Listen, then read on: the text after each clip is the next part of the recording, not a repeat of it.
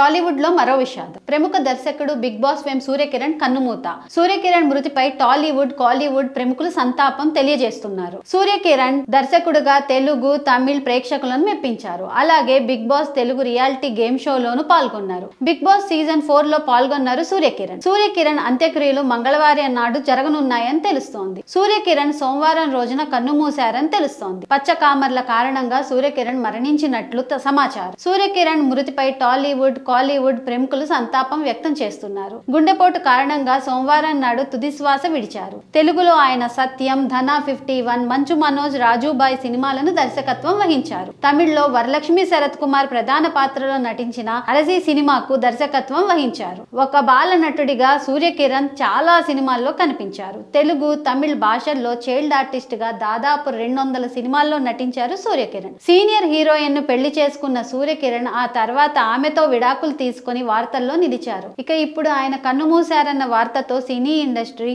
దిగ్భ్రాంతి వ్యక్తం చేస్తోంది.